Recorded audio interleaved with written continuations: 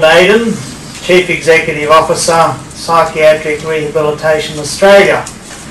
Now, I had the privilege of being on the judging panel for the next two organisations, and Phil has a fantastic story to tell. I think when the nomination for their award was being judged, they had an employment percentage of 25% of people with mental illness, and I believe that's 30%. So, welcome Phil Nadin.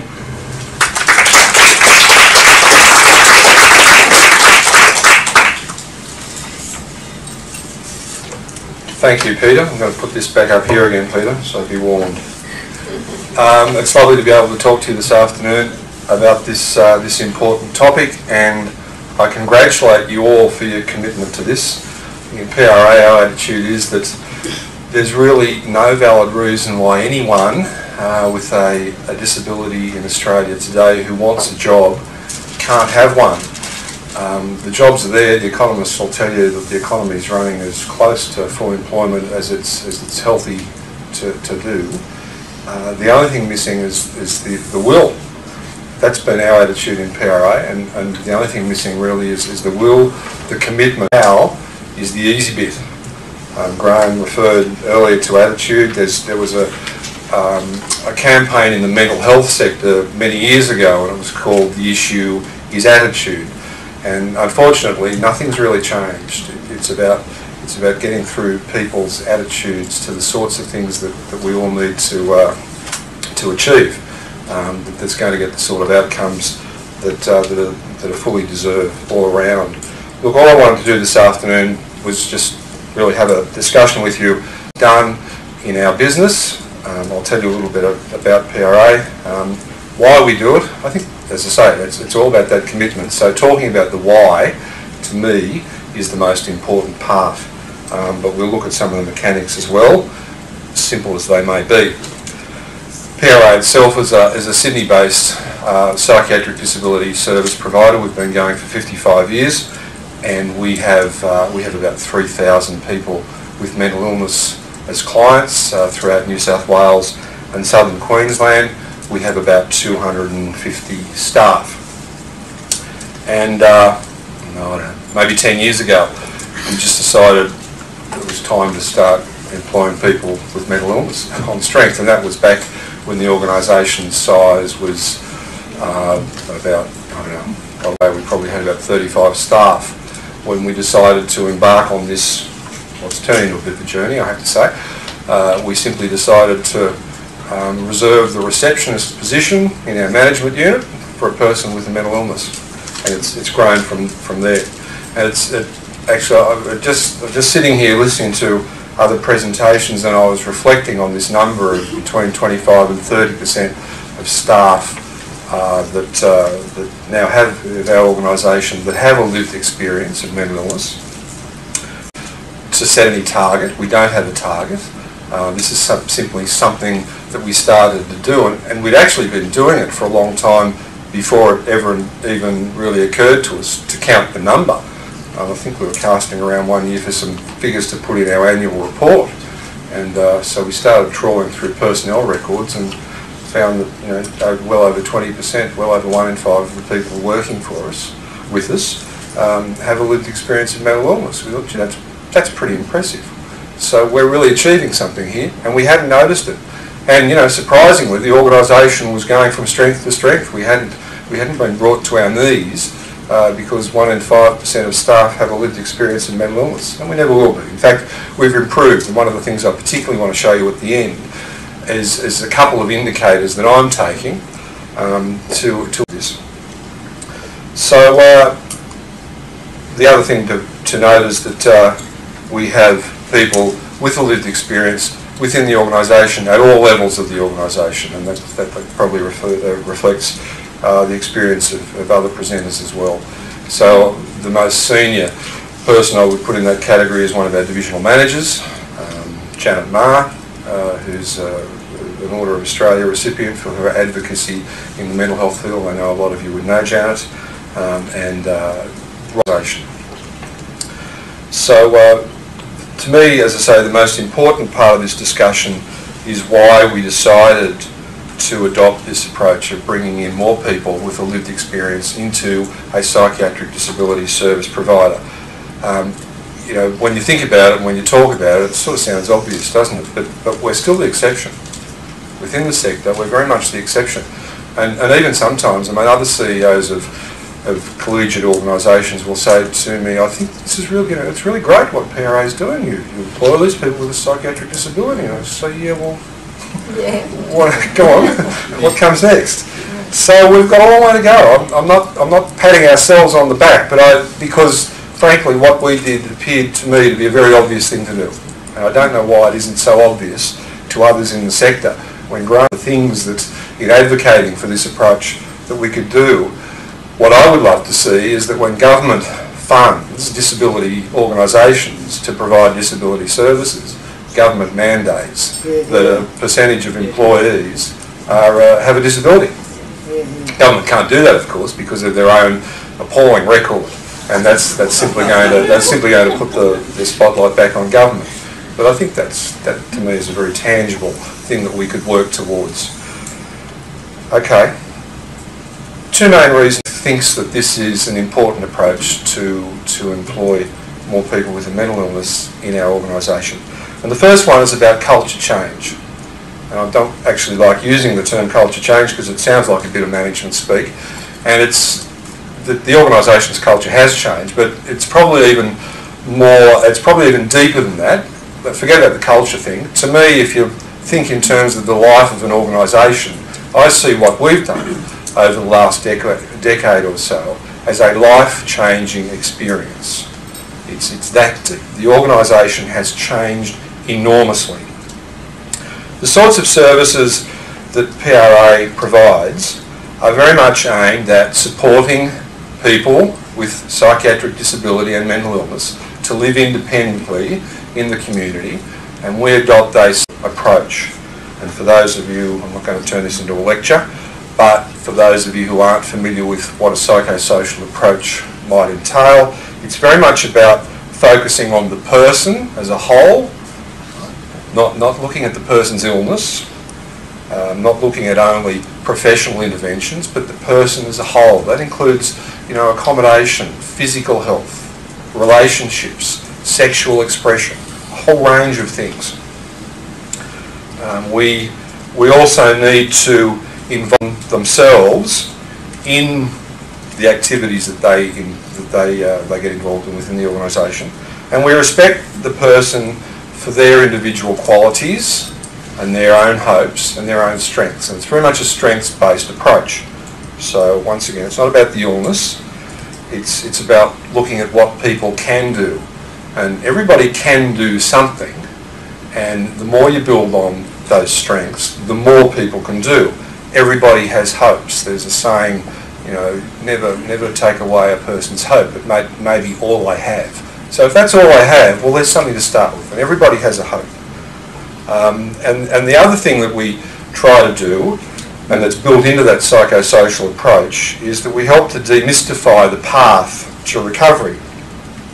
Now, one of the very obvious you can demystify the path to recovery is by showing examples and by having practical support, and that sort of approach is encompassed in the role model approach. Now, you would think that consumers might have something to offer there. So the idea in employing people with a mental illness is that they've been there. When we have 3,000 clients in our services, they ideally, all of them one day, will have someone whose same path that they have. That's enormously important, enormously powerful, more so than having, in my view, the best qualified group of social workers and OTs and psychologists we can find. And I'm not denigrating the work, obviously, that professionals do, but to have someone there who can say, yes, I know what you mean. Yeah, I've been there, I've done that. In fact, I don't feel too good myself today, and probably won't see me for a couple of weeks. I mean, it's enormously powerful, and it means that the organisation operates on the basis that we're moving away from that old sort of professional and medical dichotomy of there being an us and them. There's none of that anymore. It's just all of us together on the same path. And for a whole organisation to be able to look at its service philosophy on that basis, it's an enormous thing. And we're using that, I can assure you, we're using that in the organisation to drive service quality. Okay, so the first main reason that I would give for adopting this approach is this cultural change, this organisational growth idea. And obviously, you know, we're working in a particular area, and it has particular relevance to us. The second main area, of course, the second main reason for looking at this is the issue of social inclusion. Psychiatric rehabilitation is all about inclusion. We aim to re-establish people or help people re-establish themselves in their environment of choice. Okay, and that's always going to be an inclusive environment. I haven't ever heard anyone say that they'd rather be back in the institution. So we need to look at the things that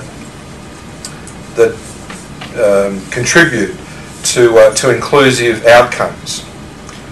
Now, obviously, employment has a huge role to play in social inclusion, and I've referred to the unemployment rate earlier, and the fact that now, more than ever, since I've been involved in the nearly 20 years that I've been involved in this, we don't have issues about actually finding if they want it. So that issue in terms of social inclusion is something that we should all be exploiting. The government should be exploiting it. The society should be exploiting it. It's a terrible shame that we're not. I've referred also to the issue of one organisation setting an example for others, and I think everyone in this room has that potential to do something in your organisation that others are going to see, and how powerful that is. I mean, PRA's has 3,000 clients on our books, and we think that's terrific. Well, in terms of the number of people who have a need of this within Australia, 3,000 is nothing. So we're never going to solve all those problems, but you know, we can start balls rolling. So there's something that we need to remember about the way society looks at us, the way society looks at what we do, and if we don't show by our example that we're actually making a difference in people's lives, why should they? I think we need to look really carefully at what we do and the attitudes we bring to what we do. We talk a lot in mental illness, and it's throughout the disability world, but certainly we talk about the stigma of mental illness. And to me, it's like the weather. We will talk about it. No one actually does anything about it. And there's research that I was looking at from the States not long ago, which proved that we're not achieving much either in terms of stigma. This was research, I haven't actually got where it's from, but I do know because I've got it somewhere else. So I can tell you if you need to know, and it would be worth having a look at. But the conclusion that the researchers came to, and this was in the States, but I'm not so sure that it wouldn't be applicable in Australia also, was that, as I say, the 10 years of anti-stigma campaigns by government had really not achieved very much at all in terms of public perception of the stigma of mental illness. Not much had been achieved at all. And the researchers concluded reconfiguring stigma reduction strategies require providers, that's us, to shift to an emphasis on competence and inclusion. Okay, simple, isn't it? So yeah, you can put up the posters and all that stuff. We've been through that. Haven't achieved very much. Or we can show by our inclusive example that this stigma really doesn't have any place in our society. It has no basis. Now, the other point that, in terms of inclusion, that I think is so important, is that we're giving consumers an opportunity for their voice to be heard, and by bringing consumers into the organisation as employees, then we're giving the consumer voice an opportunity to be heard in planning and evaluation and management of our services. And once again, so we could probably go on. You could take this all day if you wanted to, thinking up reasons why this is a good idea. But I guess in my mind, those are the things that stand out most. And as I said before, having that discussion about why this is important is itself important, because if there are challenges, and there will be further down the track, then you need something to fall back on. And the thing you're going to fall back on is your commitment to this. So you need to think about the reasons for doing what you're planning on doing. And you need to be very, very clear in that. And as Graham said, no one size fits all. Every organisation, every sector will have its own approach and its own reasons for doing this. But I encourage you to think very carefully about what your reasons would be. Don't just be led by your heart, which is a very good reason, by the way, in my view, but think about some really practical things that are going to drive this program, because if you're serious about doing these things, then you will be challenged. Why you're challenged is another matter, but you will be, because not everybody will be convinced.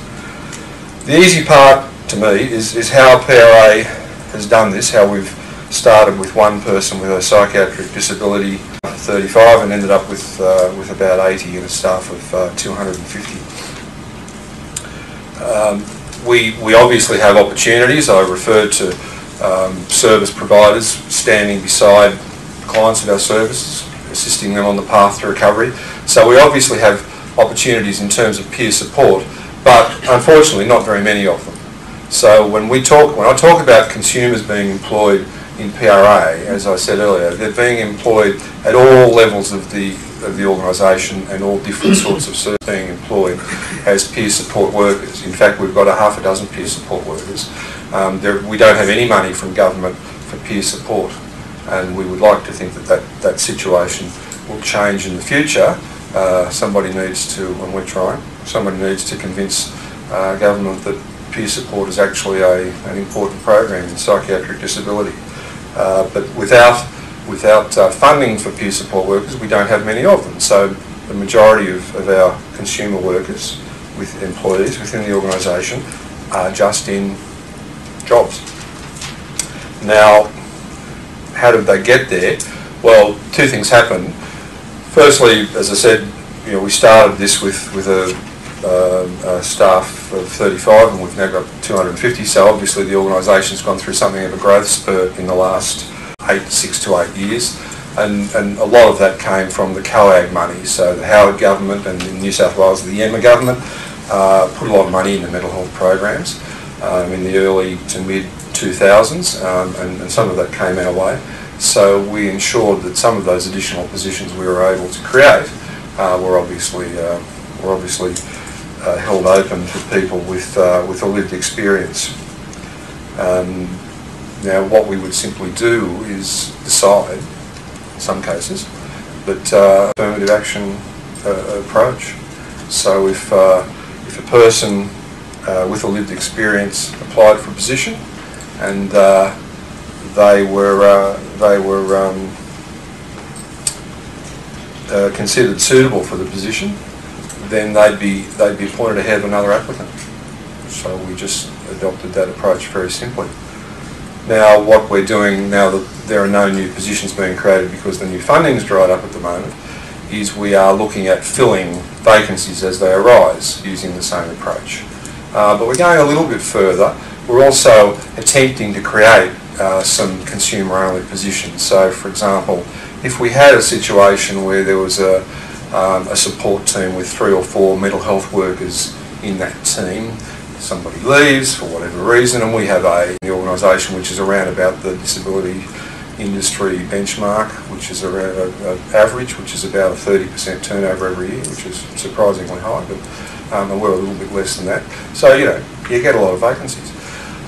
So we look at those vacancies. We look at the team. We look at the configuration of the team, and rather than having 3 or 4 mental health workers, we say now, well, is it possible in this particular site, because we'll have a range of different sorts of programs in different sites depending on the source of funding, is it possible in this particular site to take out of that team and nominate that as a peer support workers role? Okay, so that means you reallocate the tasks amongst the team, and you have a specialist consumer position in that team. So we're doing that sometimes when it's possible. Otherwise, we're sometimes adopting an affirmative action approach. If we don't reallocate the tasks, and we'll end up appointing a social worker or an occupational therapist or a psychologist who has a lived experience of mental illness. In some cases, we may well appoint someone who has a lived experience but doesn't disclose it. So that's always part of the scene. We don't need to get too hung up on that. The other thing that we're able to do in our organisation, of course, one of the larger programs that we run is employment services. So and we run DES programs, disability employment service programs in PRA.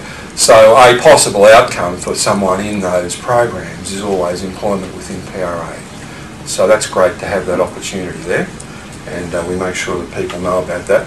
We're very much committed to people to a flow-through model in our employment services. We don't want people hanging around forever. We want people to move into the community, to get open employment, but we see ourselves as also providers within our organisation of open employment. Now, June from Brisbane referred to the issue of having a champion in the organisation, and I would say that that's been certainly a plus for us. I referred earlier to Janet Ma. Anyone who knows Janet would know that she's a champion of the rights of people with mental illness, and she ends up really being, I guess, the senior role model for any issues to do with disability employment within PRA. But having that champion there has been very important in terms of practical assistance when issues arise, and well, it's two different roles, isn't it? It's championing the cause and also providing the practical assistance. You need to have access to practical assistance. It doesn't have to be on staff, but you need to have a review with a specialist organisation that you can turn to. Not every day, it's not going to happen very often, but things will happen from time to time, and you need to have someone to go to. Someone that's happy to work with your organisation and someone that you have some confidence in. And without wanting to pat myself on the back, I think having the CEO as a fairly obvious champion of this program within the organisation has been important. And maybe it doesn't have to be a CEO, but it does have to be someone who's senior enough, who is so clearly committed. If there are any naysayers that want to put their hand up during the process, they're going to get the message sooner or later. They're wasting their time. This is going to happen. Things are going to go wrong. Things always go wrong. I mean, if it was only the people with mental illness in our organisation that caused issues, we'd be fine. But it's not. And I'm sure yours aren't either. I have to go quickly. I just want to briefly touch on the point that Justin made about the reasonable accommodations, as we call them. It's very straightforward. We do it all the time. There's no competent manager that I know of who doesn't continually make accommodations for his or her staff.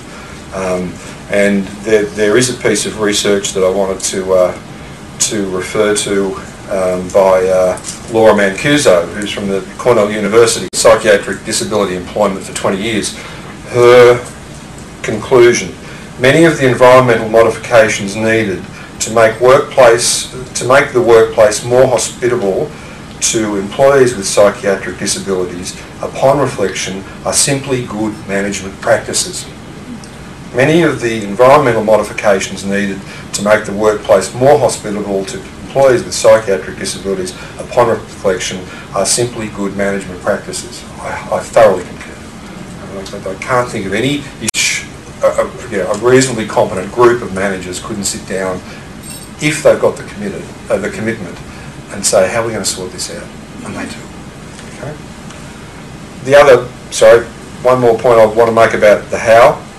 It's also very important that, in fact it's essential, that when a consumer is being appointed to a role, they themselves and everybody else in the organisation sees the role as a valued role within the organisation. We're not creating a job for someone over here, who's going to end up just getting the milk and the coffee and never play a part of the organisation. There has to be a clearly defined role within the organisation. It has to have a structure, it has to have responsibilities, it has to have opportunities and support for education, personal development. There have to be reasonable accommodations, there has to be flexible management and vision, and preferably peer support. I said I'd just briefly, if I may, refer to what we see as some of the the successes here. We've seen the range of activities within our service bloom, because once the peer workers and the consumers get down there and start working with our clients, they think up all these great ideas that nobody ever thought of, or if they thought of them, they didn't give them any priority. These people know how important some of these things are to other people, and they work on them. So we're doing a whole lot of things that nobody ever thought or available in the past. One really powerful one is that staff throughout the organisation are actually responding very positively to what we're doing. We've just done a staff climate survey, where an independent organisation from Macquarie University have come in and asked staff a whole range of questions about their response to the management of the organisation. And very clearly, comparing ourselves with other disability industry benchmarks, we have found that the staff report a stronger level of identification with the client group. How important is that? Higher than industry benchmark levels of engagement and satisfaction with management practices such as recruitment, selection, focus on achieving possible outcomes, role clarity, diversity, teamwork and organisational direction. That fills me with a lot of satisfaction, I've got to say. And I've already said the last one, which is within the organisation, there ain't no us and them anymore. We're all on the same path together. So I wish you all the best in your endeavours with this too.